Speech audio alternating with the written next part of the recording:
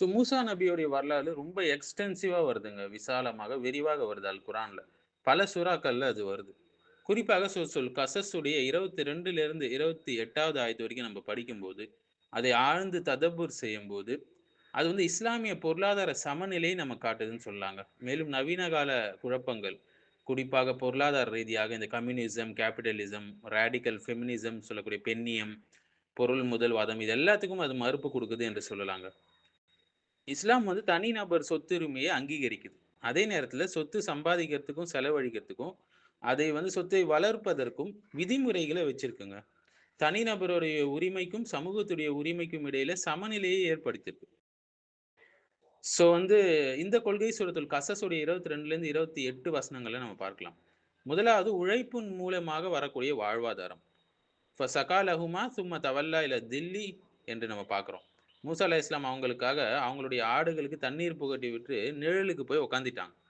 So மூசா அலைஹிஸ்ஸலாம் பசியோடு, பணம் இல்லாம இருந்தாங்க. நாட்டை விட்டு வெளியேறு நிலையில இருந்தாங்க. ஆனா, திருடல, ஏமாத்தல, பொய் சொல்ல, கொள்ளையடிக்கல. உழைத்தாங்க, மத்தவங்களுக்கு உதவுனாங்க. ஸோ இன்னைக்கு நவீன காலத்துல இருக்கக்கூடிய டிபெண்டன்சி கல்ச்சர், இந்த சோம்பேறித்தன கலாச்சாரத்துக்கு இது மறுப்பா இருக்கு. உழைக்காம நெறைய பேர் வாழணும்னு விரும்புறாங்க, குறிப்பாக இளைஞர்கள். ஆனா உரிமை மட்டும் கேட்குறாங்க. அவங்களுடைய கடமையை மறக்குறாங்க. இஸ்லாம் உழைத்து வருமானம் ஈட்ட சொல்லி சொல்லுது. அடுத்து 2வது திறமை மற்றும் நேர்மை அடிப்படையிலான வேலைவாய்ப்பு இல்லைங்களா? இன்ன ஹைர மன் இஸ்தஅஜர் தல் கவியுல் அமீன் சூரத்துல் கஸஸுடைய 26வது ஆயத்.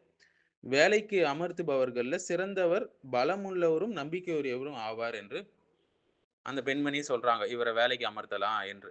ஸோ 2 தகுதிகள். அல் கவி ஸ்ட்ராங்கானவர், அதே நேரத்துல அல் அமீன் நேர்மையானவர். இந்த 2 தகுதிகளும் மூசா அலைஹிஸ்ஸலாம்ட்ட இருக்கு. அதை வைத்து வேலைக்கு அமர்த்த சொல்லி அந்த பெண்மணி வந்து அந்த அந்த வயதானவருடைய பெண் வந்து அவங்களுக்கு வந்து ரெக்கமெண்ட் பண்றாங்க. இதுல நெப்போட்டிசம்க்கு மறுப்பு இருக்குங்க. ஸோ நவீன காலத்துல அரசியல் பரிந்துரையா இருக்கட்டும், உறவினர்களுக்கு முன்னுரிமை குடுக்கிறதா இருக்கட்டும், ஊழல்கள் மூலியமாக இருக்கட்டும், இதன் மூலியமா தான் வேலை கிடைக்குது நெறைய பேருக்கு. ஆனா இஸ்லாம் என்ன சொல்லுது? திறமை அடிப்படையிலும், நேர்மை அடிப்படையிலும் தான் ஒருத்தவங்களுக்கு ஒரு வேலைய குடுக்கணும் என்பதை இது சொல்லி தருது நமக்கு. ஸோ வந்து அந்த முதியவர்கிட்ட கால்நடைகள் இருந்தது, சொத்துகள் இருந்து, வேலைக்காரர்களை நியமிக்கக்கூடிய உரிமை இருந்தது. ஸோ தனிநபர் சொத்துரிமையை நிரூபிக்குது என்று சொல்லலாங்க. இது வந்து கம்யூனிசத்திற்கு மறுப்பு. கம்யூனிசம் என்ன சொல்லுது? தனியார் சொத்து ஒழிக்கப்பட வேண்டும் என்று சொல்றாங்க. ஆனா குரான் என்ன சொல்லுது? சொத்து இருக்குது, உரிமையாளர் இருக்கிறாரு, வேலை ஒப்பந்தம் இருக்கு, எல்லாமே இருக்கு. இந்த இடத்துல கம்யூனிசத்துடைய தோல்வியை நம்ம பார்க்கிறோம் இல்லைங்களா? மேலும் சொத்துரிமை வந்து முழுமையான சுதந்திரம் கிடையாது. அவர் சொத்து வைத்திருந்தாலும் அதை நீதியோடும், ஒழுக்கத்தோடும் நடந்தார் அந்த நேரத்துல. இது வந்து கட்டுப்பாடற்ற முதலாளித்துவத்திற்கு, அதாவது கேபிட்டலிசம்க்கு மறுப்பாக இது அமைகிறது. ஏன்னா கேபிட்டலிசம் என்ன சொல்லுது? என் பணம் நான் விரும்படி செய்வேன். நீ யார்றா கேட்கன்னு சொல்லுது. இதற்கு இது வந்து மறுப்பாக இருக்குங்க. ஏன்னா அந்த முதியவர் வந்து நீதியான நல்ல முதியவராக இருப்பார் என்பதை நம்ம அந்த வாழ்க்கை வரலாற்றின் மூலியமாக, அந்த குரான் வசனங்கள் மூலியமாக நம்ம தேர்ந்தெடுத்துக்கிறோம்.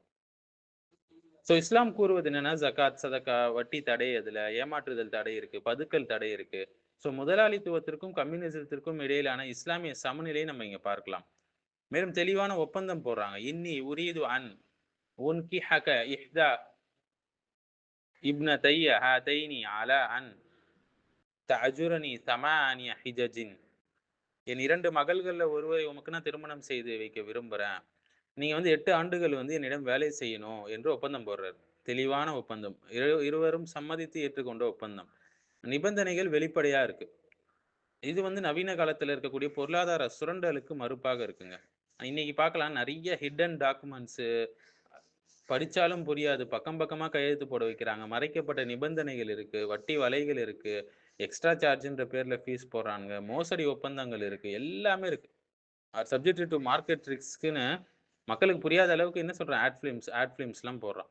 ஸோ வெளிப்படைத்தன்மையை இஸ்லாம் வலியுறுத்துது. எந்த அளவுக்கு கிளாரிட்டியா இருக்கு பாருங்க. அந்த ஒப்பந்தத்த படிச்சு பாருங்க. ஃபஅய்யமா மல் அஜலைனி கதைத்து ஃபலா உதுவான அலைய. இப்ப தனிநபர் சுதந்திரத்தை பத்தி பார்க்க போறோங்க. 2 காலங்கள்ல எதை நான் நிறைவேற்றினாலும் என் மீது குற்றம் இல்லை என்று சொல்றாங்க. நீங்க 2த்துல எது வேணா நிறைவேற்றலாம்னு சொல்லி அவரு வந்து ஆப்ஷன் குடுக்குறாரு. மூசா அலைஹிஸ்ஸலாம் கண்டிப்பாக ஒரு நபி. நிச்சயமாக அவங்க சிறந்த ஒரு ஆப்ஷன தான் தேர்ந்தெடுத்திருப்பாங்க. 10 வருடங்கள தான் அவங்க தேர்ந்தெடுத்திருப்பாங்க. மூசா அலைஹிஸ்ஸலாம அவர் வந்து கட்டாயப்படுத்தல வேலை குடுக்குறவர். அவர் தான் தேர்வு செய்றாங்க. மூசா அலைஹிஸ்ஸலாம் தான் தேர்வு செய்றாங்க. தேர்வு உரிமை கொடுக்கப்படுது. நவீன காலத்துல பார்க்கலாம். வேலை கொடுக்கும்போது தனிநபரை ஒடுக்குற மாரி, அரசையே இறுதி அதிகாரமாக்குற மாரி பலருடைய நிலைமை இருக்கு. ஆனா இஸ்லாம் தனிநபர் சுதந்திரத்தையும், அதே நேரத்துல சமூக பொறுப்பையும் இணைக்குதுங்க. அடுத்தது பணம் முக்கியம் இல்ல, பண்பே முக்கியம். இன்ன கைர மன் இஸ்தஜார்தல் கவியுல் அமீன். நீங்க வேலைக்கு அமர்த்துவதிலே இவர் சிறந்தவரா இருப்பாரு. ஏன்னா அவர் வந்து ஸ்ட்ராங்கானவராவும் இருக்காரு, நேர்மையானவராவும் இருக்கிறாரு என்று சொல்றாங்க. அந்த பெண்மணி சொல்லல, இவரு பணக்காரரு, இவரு செல்வந்தரு, இவரு அழகா இருக்காரு அப்படிலாம் சொல்லல. அவங்க சொன்னது திறமை, நேர்மை. இது வந்து மெட்டீரியலிசம்க்கு மறுப்பா இருக்குங்க. பொருள் முதல் வாதத்திற்கு மறுப்பாக இது இருக்கு. இன்றைய வெற்றியுடைய அளவுகோல் என்னன்னா, பணம், பதவி, ஆடம்பரம் இதுன்னு ஆக்கி வச்சுக்கிறாங்க. ஆனா இஸ்லாம் என்ன சொல்லுது? தக்வா, ஒழுக்கம், நம்பகத்தன்மை, நேர்மை இதுதான். இதுதான் வெற்றிக்கான அளவுகோல். மேலும் பெண்களுடைய சமூக பங்களிப்பும் இதுல இருக்குங்க. லா நஸ்கி ஹத்தா யுஸ்திர ரியாஉ 23வது ஆயத் சூரத்துல் கஸஸ்ல. மேய்ப்பவர்கள் திரும்பி செல்லும் வரை நாங்கள் தண்ணீர் புகட்ட மாட்டோம் என்று சொன்னாங்க. அந்த பெண்கள் வேலை செஞ்சாங்க. கட்டாயத்தின் காரணமாக. ஏன்னா அவங்களுடைய வாப்பா வந்து ரொம்ப வயது முதிர்ந்தவர். ஆனால் நாணத்துடனும், ஒழுக்கத்துடனும் வேலை செஞ்சாங்க. இது ரேடிக்கல் ஃபெமினிசம்க்கு, தீவிர பெண்ணியம்க்கு இன்னைக்கு மறுப்பா இருக்குங்க. இது சில சிந்தனைகள் என்ன சொல்லுதுன்னா, எல்லா பாலின வேறுபாடுகளையும் அழிக்க முயற்சி செய்றாங்க. கண்ணியத்தை, ஒழுக்கத்தை, பொறுப்பை, பங்களிப்பை இது எல்லாத்தையும் இணைக்கக்கூடியது அல் குர்ஆன் தான்.